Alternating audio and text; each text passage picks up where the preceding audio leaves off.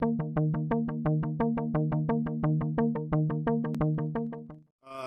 everybody for coming, and thanks BSides Rochester. Quick show of hands. I did a talk last year at BSides Rochester, very similarly themed, called Enterprise Class Vulnerability Management Like a Boss. Anybody sit in on that? One. Cool. So the first couple of slides might be, look at you. First couple of slides might be a little bit repetitive, just going over kind of why we're here, and then basically content about enterprise security architecture and what it does. So real quick, I'm Rocky. I've been doing this a long time. I also organize BSides Cleveland, which is coming up in June. I pen test, I do risk assessment, enterprise security architecture. We do a lot of purple team stuff. So our attacking knowledge kind of like, gets distributed over to the blue teams looking for, really specific advanced adversary type tactics.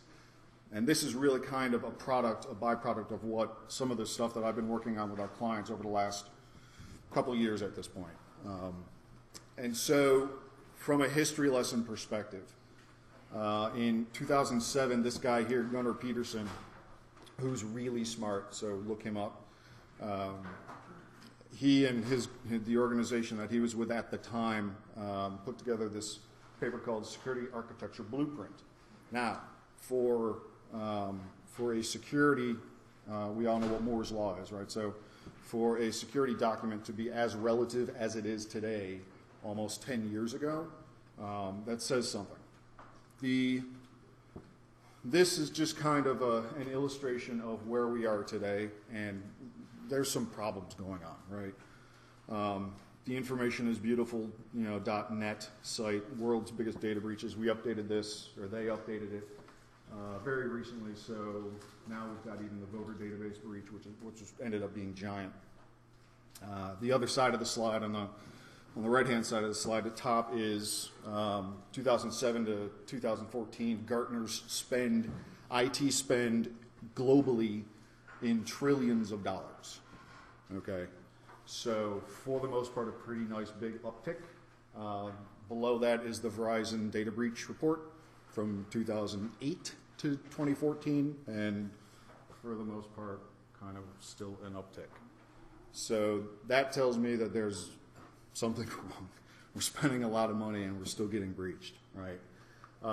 The way I really, did you have a question? Or? Yeah, I was just curious. Yeah, sure. I always see those, and I always think, is it because they're spending so much money that protection's better, that we're finding the breaches now than we weren't before? No.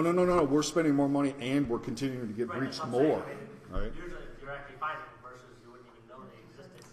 Reporting, yeah. I mean, that absolutely could have, that could skew the numbers in, some way, shape, or form. Absolutely.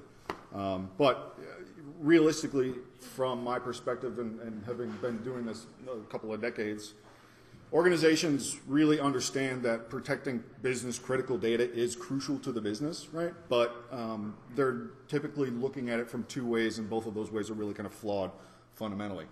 The first is from a project-by-project basis, right? We need a new firewall. We need to upgrade the VPNs, et cetera. There's no business need. There's no strategy behind any of that stuff. It's just, okay, we're kind of, this is the natural course of our professional lives, right?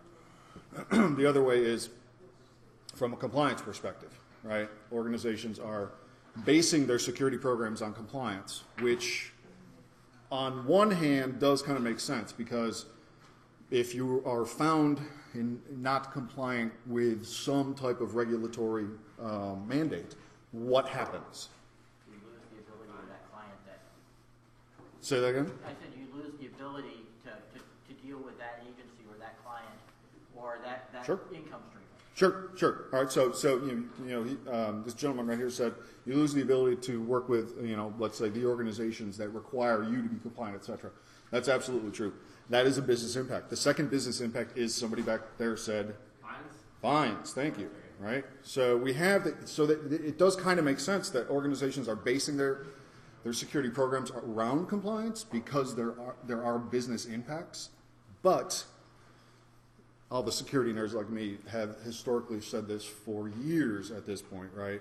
And beating a dead horse, I can't believe I'm going to have to drink just saying it. If you're compliant, you're probably not secure. But if you're secure, you're also going to be compliant to whatever framework you have to be compliant with, right? So, again, this is really just kind of history of before we actually get into the threat management portion of this, right? Complexity, enterprises are complex, and you therefore, to solve the complexity issue, not just with information security, but complexity in general of organizations, of businesses, right? We need some type of architecture, right? And that's where the enterprise security architecture concept comes into play in relation to enterprise security and protecting business critical data, right? We can break it down very simply, right? We need to have organizational goals. We need to understand and take into consideration the environment where these systems are being built, okay?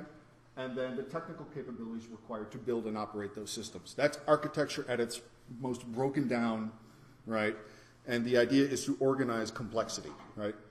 Again, I'm sure everybody in here has also heard the phrase, if the more complex a system is, anyone? Thank you. Right? The less secure it is. So we need to really rely on architecture to organize the complexity of large enterprises, right?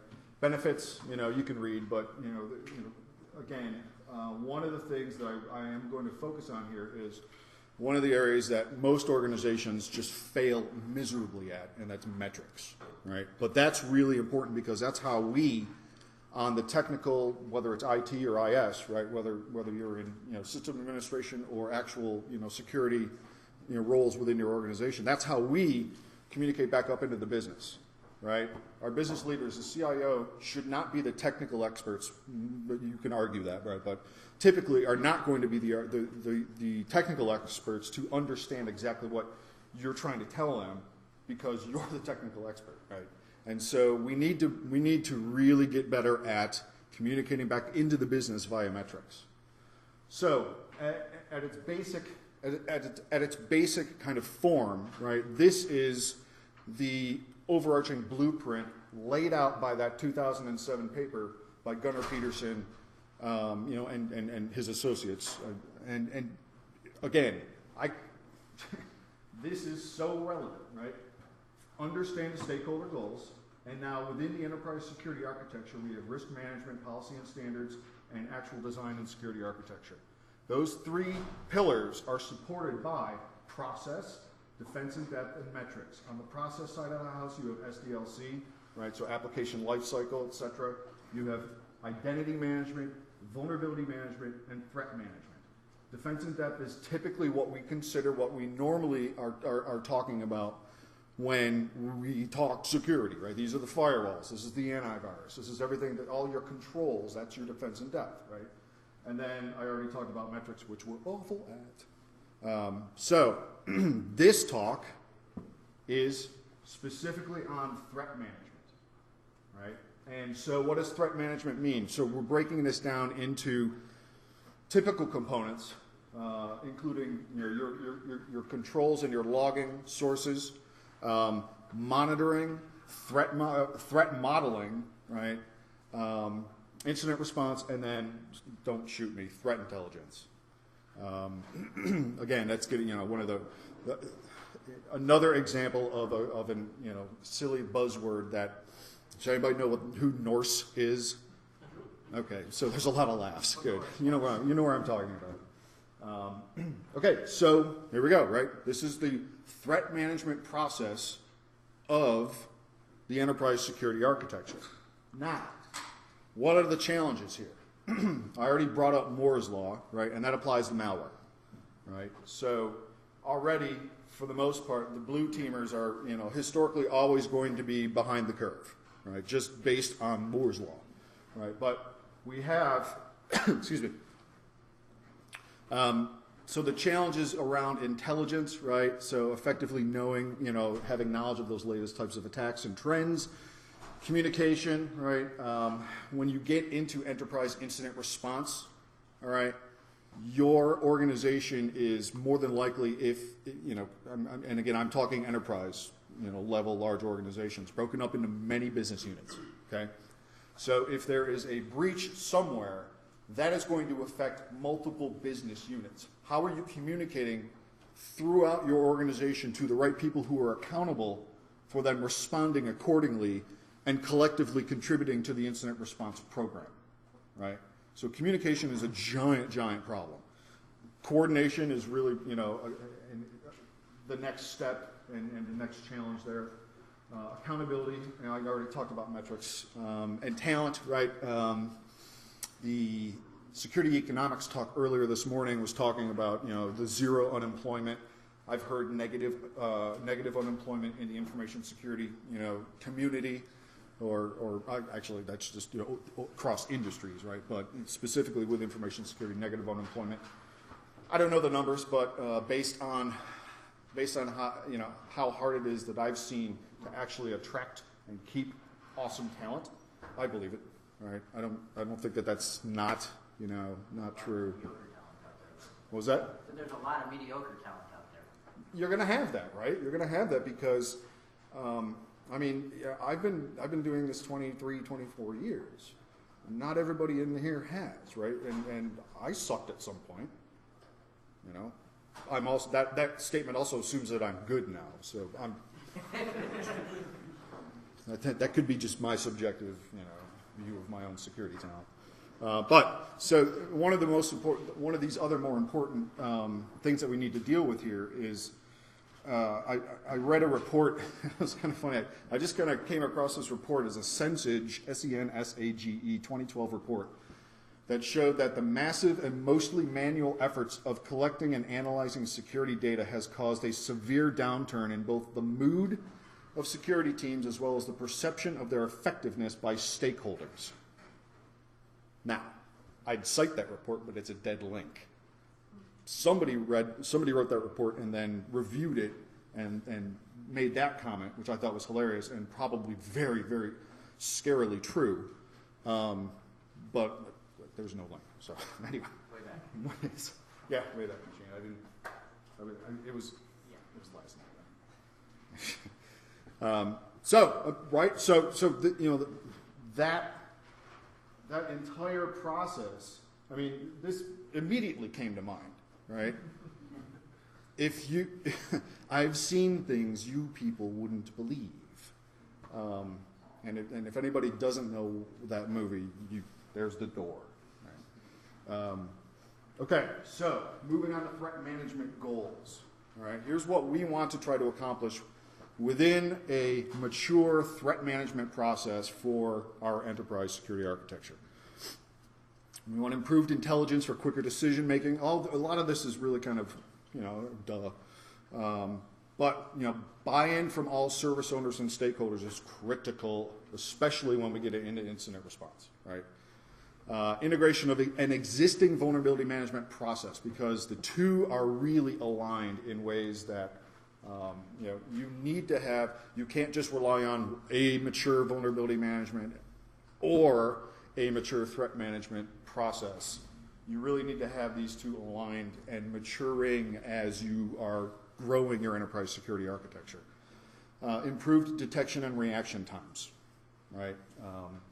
You know, this is that specific characteristic of this is really why most good penetration testing teams are moving towards that hybrid model, right? That purple team testing, where the red team is the attacking team and the blue team is the defender team, but the engagements are really more of a hybrid. The blue team is watching the red team as they're attacking, right? The creative juices start to flow. They begin to see advanced tactics that they may not have ever, you know, considered or may not have ever seen, and are really starting to think about, well, how can I detect that better? Or how can I react to that better, right? So this type of hybrid model is really geared towards improving the detection and reaction times. Excuse me. Threat prioritization. Okay, so for example, and I'll kind of get into this in detail, but you know, if you have a malware outbreak and it's affecting 8 people, so far that you know about. But one of those people happens to be your senior R&D guy. And if his machine and everything that he can access is breached, that poses a significant risk to the organization for the theft of intellectual property. But it's only 8 instances within, let's say, a 10,000 staffed enterprise. How do you prioritize that? Right? So there needs to be a threat prioritization model and standard as a part of the threat management process itself. Incident response maturity, and then service owner and stakeholder reporting with the metrics. So here's a couple of years ago when I started thinking about this. Is anybody familiar with the OWASP, Application Security Verification Standard? A couple people, okay. The latest version, the 2014, and we're now at version 3, okay. The ASVS 2014, this is a model for SDLC, okay, Software Development Lifecycle. And I'll go through this really quickly, but as opposed to the OWASP Top 20, ASVS is actually implementable. The OWASP Top 20 tends to be just muddled, you know, I won't get into it. So at the very, this is going to be the ASVS, a very, very high level overview of what it is in relation to what it was originally intended to be, which is a software development lifecycle kind of process or set of processes. And what we're going to do is then apply this model to threat management. This is what I did last year when I applied this model to vulnerability management, and it seemed to work pretty well. And so I was like, well, maybe I can reduce the amount of time I needed to create a new presentation and just apply this to threat management. So that's what I did. Level 0 in the ASVS is really, there's not a lot going on, right? There's nothing structured within the organization. We're actually not going to focus on that whatsoever. All right, that's just okay. You're going on, right? Level 1 is called opportunistic. From an application perspective, that means that the application can adequately defend itself against application security vulnerabilities that are easy to discover. Okay, so at a high level, we'll just kind of leave it at that.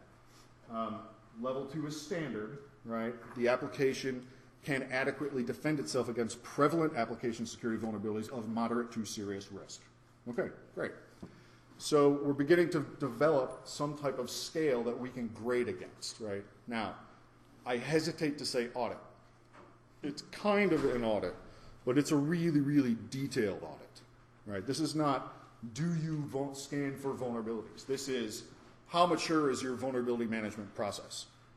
And we're going to be grading against this at this level 1, level 2, and level 3 for your threat management programs.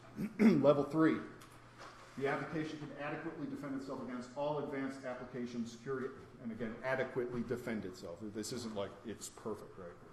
But can adequately defend itself against all advanced application security vulnerabilities and shows principles of good security design.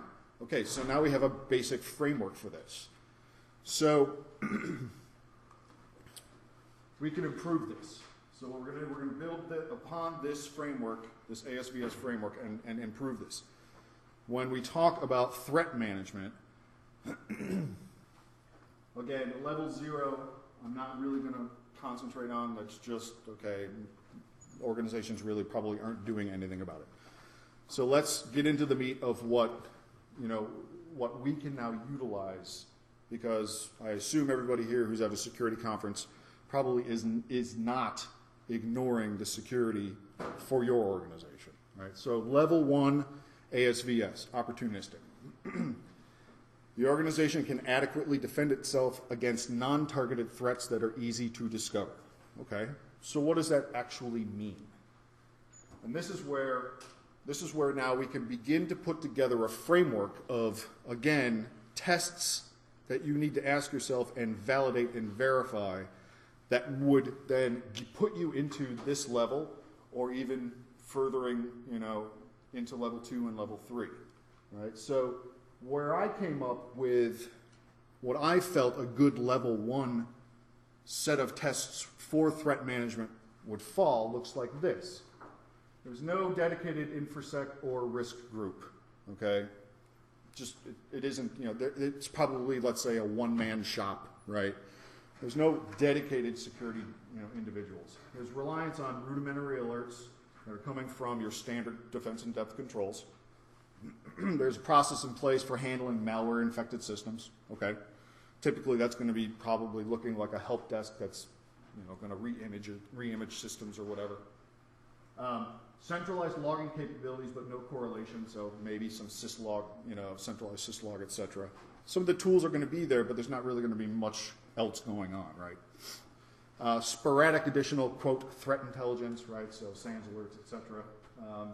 There may be an associated vulnerability, a level 1 vulnerability management, you know, that may have an open source or even a commercial scanning tool, right? But, you know, going back to what I said, your threat management and your vulnerability management processes need to grow with each other and mature collectively, you know, together. And then the organization is probably comfortable with the NIST/ISO or whatever regulatory HIPAA, PCI type compliance. If they feel that if they're compliant within those types of frameworks, that we're doing our job.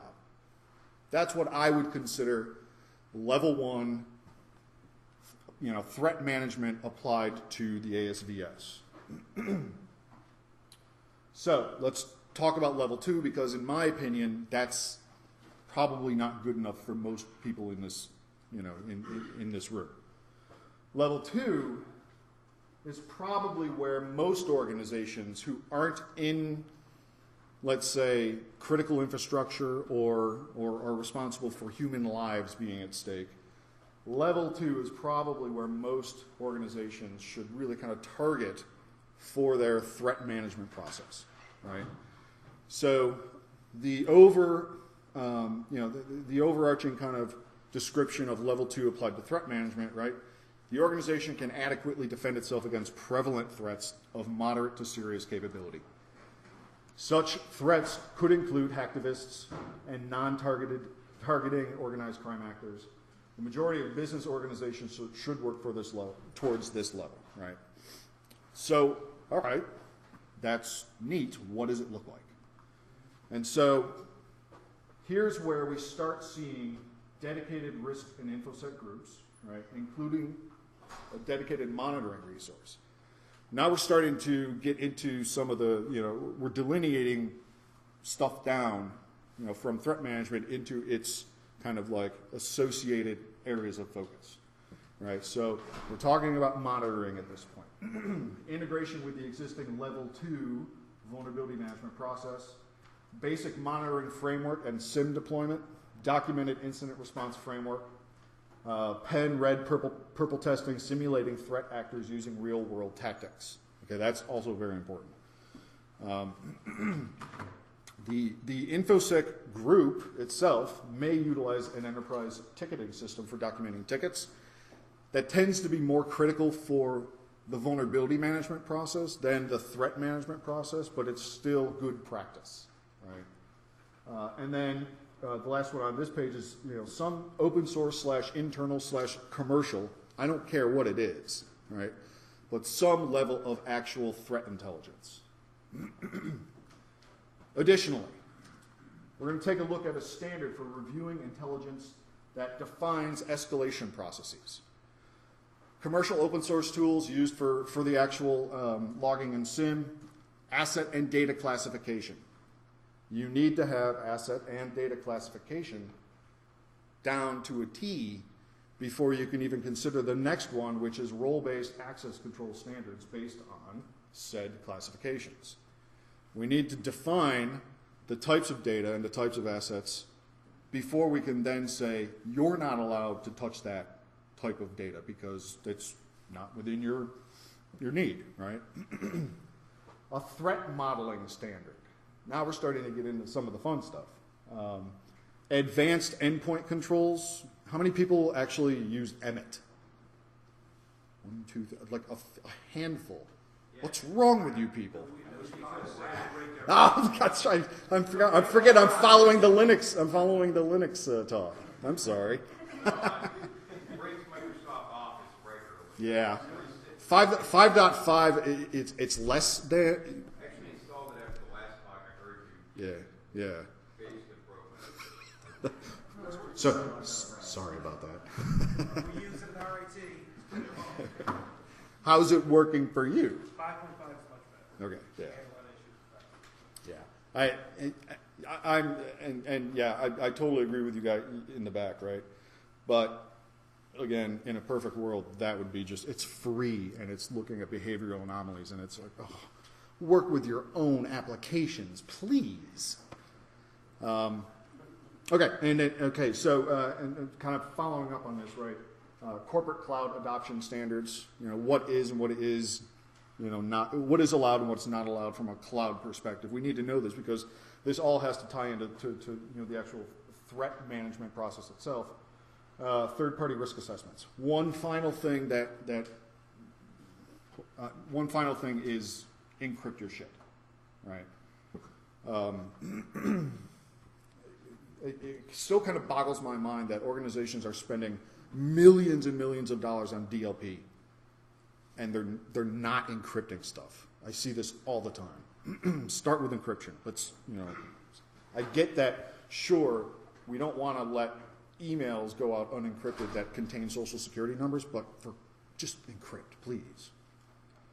Okay, so that's kind of like my feeling around what a level 2. Yes, sir. Encrypt with what? So, okay. Trying to find good encryption solutions that don't, for example, break and sell. Yeah. Thank you, Dell. Yeah. So I don't have the silver bullet there, right? I don't think anybody does. This again, I'm not really going to try to suggest the specifics. Yeah, but once you have the framework in place, the next step is figuring out what's not going to break your shit. So, all right, now let's talk about level 3. All right, this indicates that the organization can adequately defend itself against all advanced threats and show principles of good security design. This is appropriate for critical. That's actually for organizations that deal with critical infrastructure, protect life, etc. Protect life. Think of things in terms of replaceability, right? Data replaceability. I think Josh Corman. I think Corman was the first person I heard talk about it in relation to this. Has anybody had a credit card stolen? What happened? Thank you. It's replaceable data. Got replaced, right? When you start talking about intellectual property, the 11 herbs and spices of Kentucky Fried Chicken. If that got stolen and now that represents, competition, potentially, undercutting price, there's stock valuation that's going to be associated with all that. That's a big impact to a potential, that's a potential big impact to a business, right? Electric cars, right? Electric cars are computers with wheels. Do we have any red teamers in here? Right?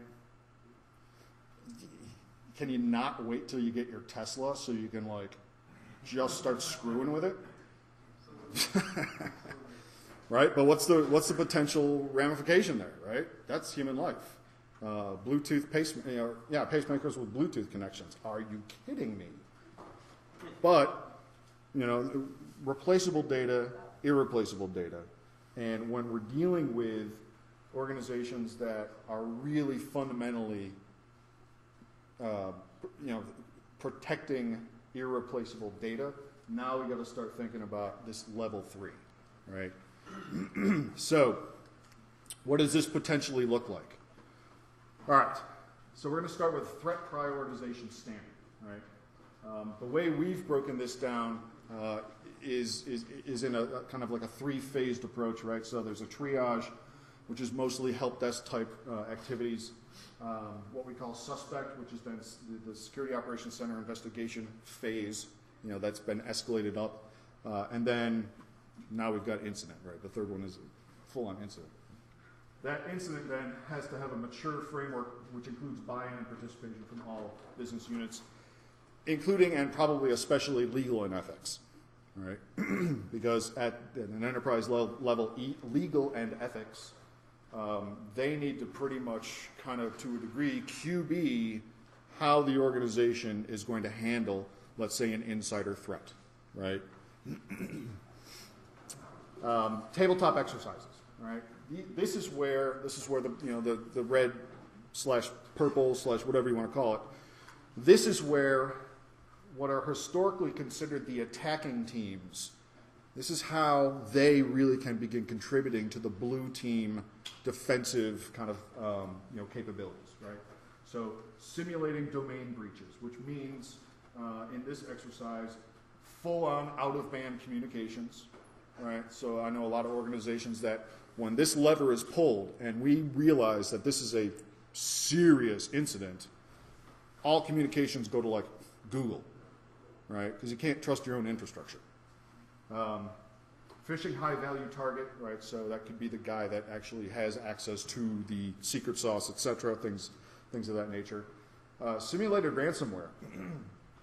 This is becoming a big hot topic, obviously, as ransomware matures and is really going to be moving into the server space, right? The worm server space, etc. That's going to be yes. It's already there, SimSim. Yeah, no, I mean I don't disagree at all. Yes, it is there, but it's like now we're seeing just the beginning of the world. That's a domino, and this is going to get really fun. And then simulating that malicious insider. All incident response, internal incident response contact management system where all this stuff can be tracked.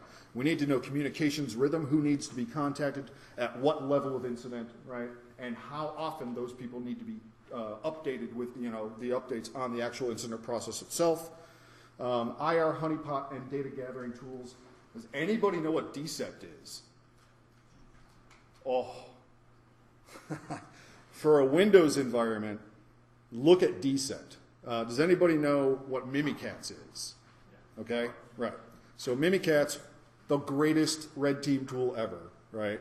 Can go onto a host, and depending on the version of Windows, can scrape clear text credentials out of the LSAS process, and scrape the actual hashes, the password hashes from people who have logged onto these systems. Okay. That's pretty much game over in most organizations that don't really have maybe, let's say, a level 3 incident response within their threat management. So what DSEPT is, I love this. The guys at Dell SecureWorks, they just released this like a month and a half ago. It's basically a honey hash. I saw your face. So it's a client-server architecture where on a daily basis, every single host on your enterprise, there's a little agent, right? And every day a random 30-character password is injected into the LSAS process. That random password hash is associated with that asset.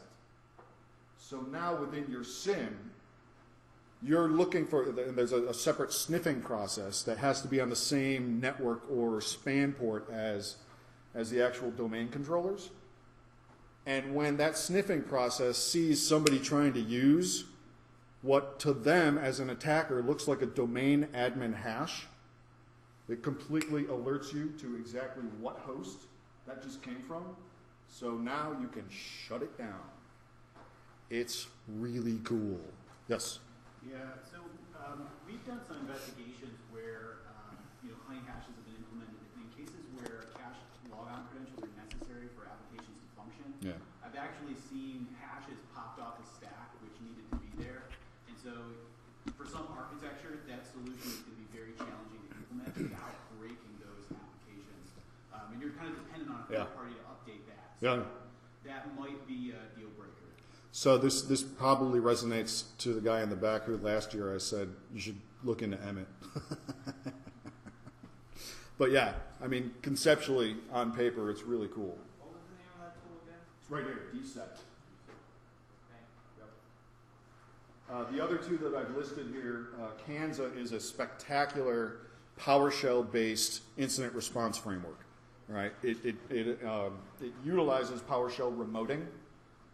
So in the enterprise space, you know, it's probably not the best business decision to just have PowerShell remoting enabled on all of your, you know, all of your systems without some type of control. So the way we've kind of architected solutions around Kanza is, you know, essentially some type of proxy, you know, that is IP limited or some type of, you know, some limitation into, and pushing out the actual controls to restrict who can PowerShell remote into these hosts. And it's only for, you know, for you know, lack of, just, you know, the actual simple example, it's only the box that is running the Kanza PowerShell scripts itself.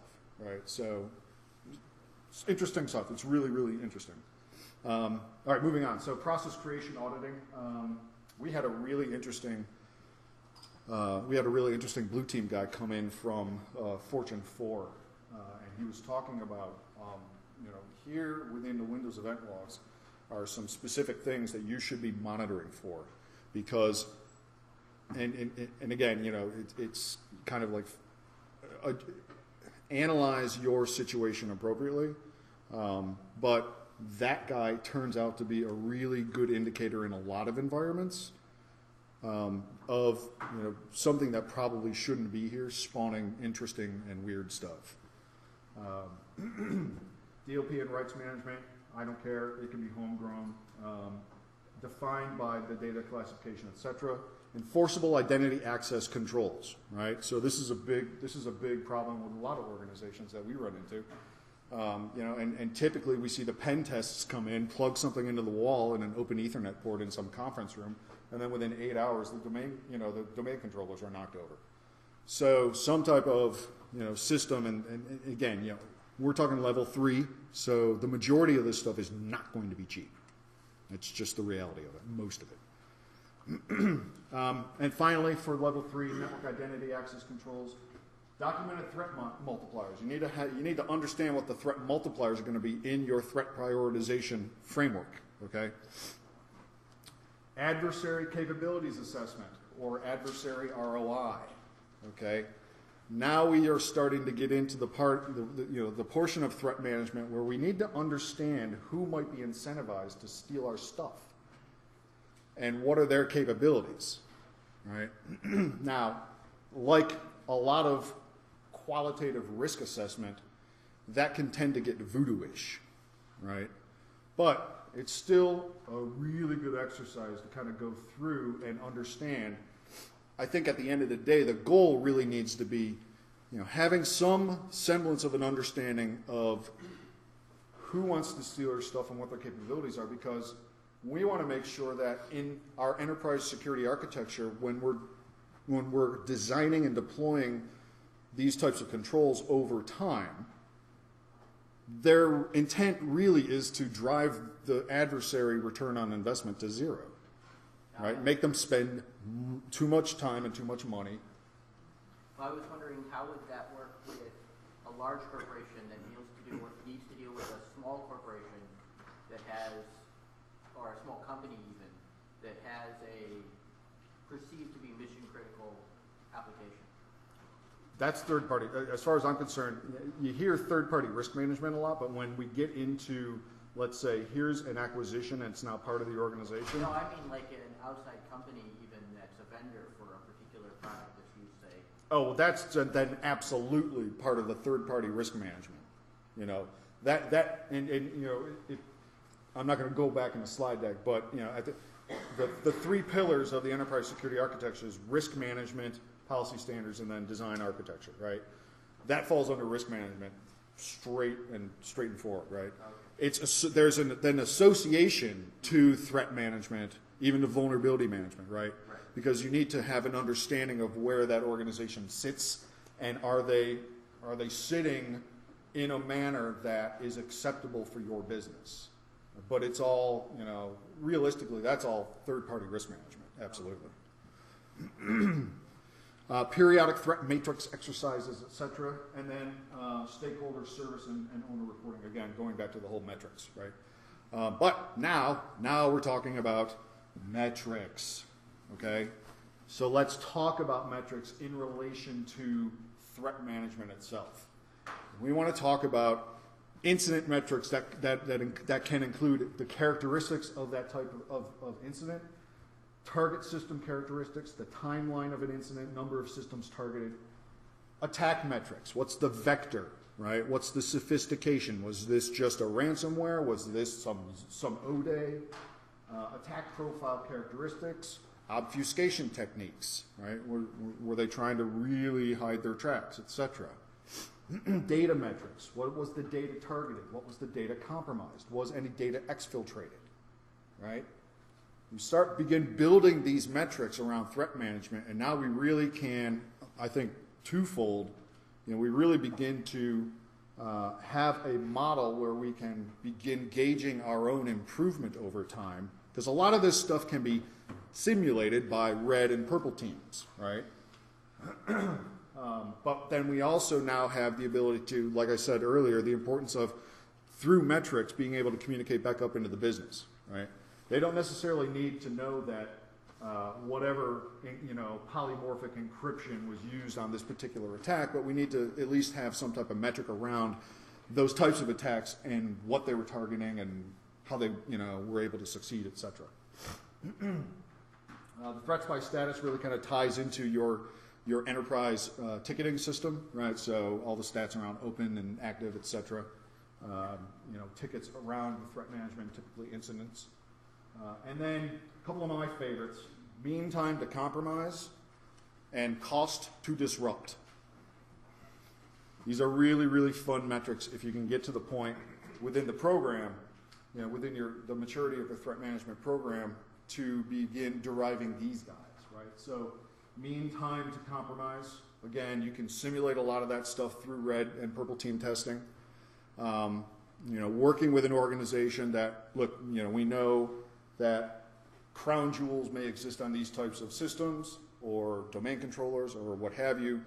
So based on the existing controls, the existing, detection and response capabilities, what is the mean time to compromise these types of systems, right? And now can we begin showing improvement over time?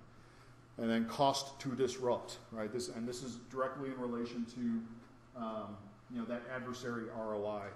How much is it going to cost the adversary to get to the point where that compromise succeeds, right? The cost to disrupt. Okay, so that's really kind of the high-level application of threat management within the ASVS framework that I kind of came up with, right?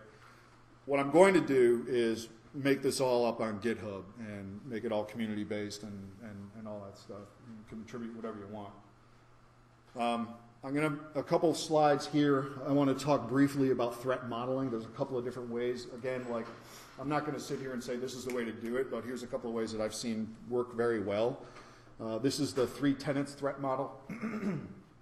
The paper here, and I'll make all this available, but the paper here, quantitative metrics and risk assessment, the 3 tenet model of cybersecurity. It's an excellent, excellent paper. All right, so take a look at that. They really kind of go into, they're not just kind of, being a talking head like me. They're going into some really gnarly risk math and calculations, but it's really good. And this came from that paper that the application of that 3 tenets model I've seen work very well from a threat modeling perspective. But my personal favorite is this from Bruce Potter, his DerbyCon 4 talk, Threat Modeling for Reals. You can't get more straightforward than this, right? So here's the threat model that you need to understand, the variables, right? Actor does action to asset, resulting in outcome because of motivation. It's beautiful. What I'm going to do now is and it's not really a demo, the way like, I'm not writing code and it's and I'm worried that it's not going to fail. The only way that this is going to fail is if Emmett fucks up Excel. But I'm going to give you a little taste of some of the things that we've been working on. Okay, so this is our threat prioritization matrix. So we're starting with input, right? And in this example, this is our defense in depth, a lot of our defense in depth portion of our enterprise security architecture. We're working with our SIM. Here's our data inputs. Digital. I'm going to unfortunately name names here. I'm not promoting any of them. This just happens to be one of the ones that we liked, right? This first guy here is removable access controls. Cognitive threat analytics is actually a weird kind of byproduct of a Cisco acquisition. You would actually have to search for it in order to look, if you don't know what it is, but it's not something that they actually kind of sell, but it's really, really interesting in terms of threat analytics. Cisco, I will say, is the one organization that, with the Talos, does anybody know what Talos is? All right. Talos is really interesting because that is basically tying every single Cisco security device to a degree into a centralized global threat database, right? They have analysts that are, something gets found that may represent a threat to an organization, and there's the ability for that information to then get redistributed out to all of their Cisco devices. And there's a lot of those out there. It's kind of interesting. So IPS, AMP, AV, Sky High is a cloud thing, CWS, etc. Anyway, the point here is that once we have an understanding of, once we have a good set of inputs, we can begin looking at things like, okay, what type of malware are we dealing with? Is it a backdoor, right? And so our threshold for these first, right? So malware type, volume, Corp ID. Now this Corp ID is really kind of getting to, all right, how important are you within the organization, right? So I can call this call a few PowerShell commands and get an idea of what groups you are, within Active Directory, and now I can associate those groups with what should be an existing critical asset or critical function, services and functions within the organization. If your groups that you are a member of tie into, let's say, the top 10 critical services within the business, that's going to be a threat multiplier, right? Service level, etc. So what we've done here, our thresholds, and I'll kind of bump this up here. I'll make that a big boy. Oops, wrong one. This guy. Right, so our threshold in this particular little spreadsheet was 13, and anything above 13 we want to escalate. So now that particular thing gets escalated to the SOC team. SOC team is now taking a look at things that you may or may not have actual access to. You may not understand, like, who, what's the origin, what is the intent of this potential threat, right? So those then we consider threat multipliers. If you know that that's going to affect the overarching threat result, the scoring here, so to speak. But at the end of the day, and I'll kind of muck with this a little bit here, you can see that here, okay, we've got our rating, we've got our description, response, accountability, who to notify, communications rhythm, and post-report. If I drop this down to something that's not as serious, all that stuff's going to change, and now we kind of have a rough idea of what our threat reaction, or the reaction should be in relation to some type of threat within the organization. Now again, that's something that we just put together for a specific a specific client of ours, and it works for them. All of this can be completely, modulated, modified, etc., to fit your needs. The other one that I want to take a look at is, this is really where I think some of the value of applying this to the ASVS is going to come through. The ASVS actually provides, you can just download this actual spreadsheet, all right? So this spreadsheet then, you can see, does this first thing, which is verify all pages and resource require authentication except those specifically intended or whatever. All right. It shows you, is that a requirement for level 1? Is that a requirement for level 2? Is that a requirement for level 3? Right? And it's, you can go down throughout the entire ASVS set of requirements and begin, and again, this is where the gray line between an audit and something more, sophisticated that has more teeth. This has teeth, okay? And so now we can really begin saying, okay, it's not about necessarily are you scanning, the example is, are you scanning for vulnerabilities? It's how mature your vulnerability management program is, right? And so what I've begun to do is apply this over to threat management. So kind of come over here a little bit. Right, so a lot of the stuff that I've talked about now, I'm gonna do the same thing. I'm gonna do the same thing for vulnerability management, and I'm gonna make all this, public open source, and you can contribute in GitHub and all that. But I think at this point now we have a much more manageable framework that does have teeth, that you can kind of say, okay, my goal is to at least get to level 2 from a threat management perspective. And where do I lack? What do I need to focus on? Right? Does that make sense? All right. Back to this. Of course.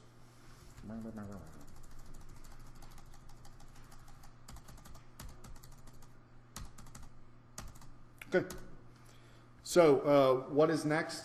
I think in relation to the actual set of processes within the enterprise security architecture, the ASVS is the SDLC process. Okay, that's what it was originally intended to do. I did that last year, applied this to vulnerability management, and now this is the ASVS applied to threat management. Again, all this is going to get open source, but I think the next step logically is identity management. And so, with all that kind of set up, public, I think that I believe, and I really kind of hope that this kind of testing with these types of frameworks to understand the maturity of these processes is a much more important and much more successful way to really kind of begin measuring more of the objective security in a way that isn't, you're not actually getting like super, knee deep into the weeds, but also, it's not a compliance audit, right? So that's pretty much, that's what I got, guys. So we've got a few minutes. Are there any questions? Can you put your slides up? I missed that. I'm sorry? Can we get to your slides on the internet or something? I'll put them up on SlideShare. Yeah. I'll let the Rochester organizers know. Yes, sir.